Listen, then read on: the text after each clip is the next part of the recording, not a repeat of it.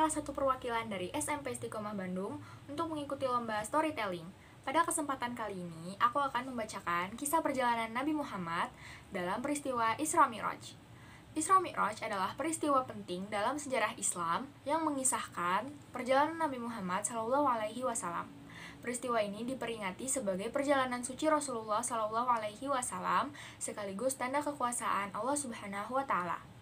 Isra adalah perjalanan Rasulullah dari Masjidil Haram menuju Masjidil Aqsa. Sedangkan Mi'raj adalah perjalanan beliau dari Masjidil Aqsa menuju Sidratul Muntaha.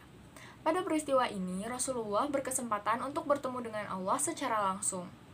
Lalu, bagaimana latar belakang terjadinya Isra Mi'raj? Peristiwa Isra Mi'raj terjadi setelah dua orang yang paling Rasulullah cintai meninggal dunia.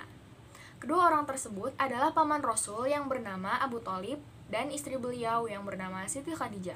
Keduanya dikenal sebagai orang paling membela selama dakwah Rasulullah di Mekah. Sepeninggal Abu Thalib dan Khadijah, perjalanan dakwah Rasulullah semakin terasa sulit. Itu karena tidak ada lagi orang yang membela beliau dan menjadi pelipur laranya. Pada akhirnya, Allah merencanakan perjalanan spiritual untuk Rasulullah. Isra Mi'raj adalah perjalanan spiritual untuk bertemu langsung dengan Allah Subhanahu wa Ta'ala dan melihat singgasananya. Maka sebelum melakukannya, ada rangkaian spiritual yang harus dilalui Rasulullah lebih dulu. Ritual spiritual dimulai ketika malaikat Jibril, Mikail, Israfil turun ke bumi menghampiri Rasulullah SAW di suatu malam. Dengan secepat kilat, mereka membawa Rasulullah ke sumur Zam-Zam di Mekah. Kemudian, mereka memperlakukan Rasulullah dengan lembut dan meminta izin kepada beliau untuk membelah dadanya. Selanjutnya, Jibril membasuh hati Rasulullah dengan air Zam-Zam. Jibril mengeluarkan wadah berisi iman dan hikmah.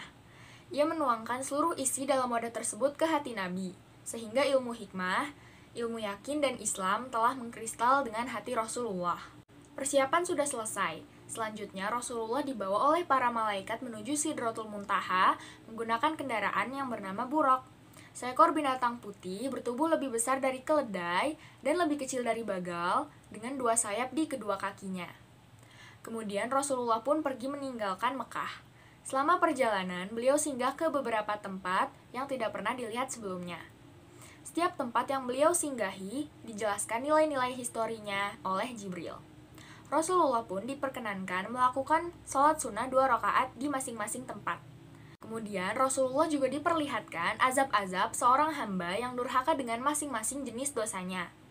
Tempat dan peristiwa yang disaksikan Rasulullah itu menjadi pelajaran, ibrah yang berharga untuk beliau.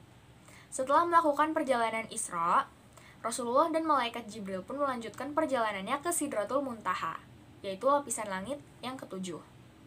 Perjalanan spiritual ini dinamakan dengan Mi'raj. Jibril memeluk Rasulullah dan mencium bagian kening di antara kedua mata beliau sembari berucap, "Wahai Muhammad, engkau adalah tamu yang mulia dan menghadap Tuhan yang maha mulia." Tanpa jeda yang lama, Rasulullah dan Jibril melangkahkan kaki menaiki Mi'raj.